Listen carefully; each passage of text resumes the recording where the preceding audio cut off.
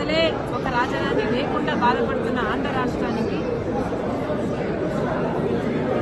ఇది మరో దెబ్బ లాంటిది.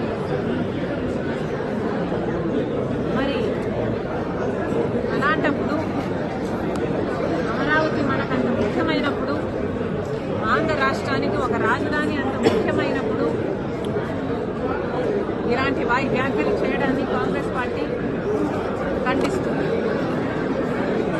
ఒక పార్టీకి చెందిన ఒక మీడియా హౌస్, వైసీపీ పార్టీకి చెందిన సాక్షి మీడియా హౌస్లోని ఒక యాంకరు, వాళ్ళు పిలుచుకున్న ఒక గెస్ట్ స్పీకరు ఇద్దరూ కలిసి అమరావతి వేశ్యల రాజధాని అని వ్యాఖ్యానించడం చాలా చాలా దురదృష్టకరం.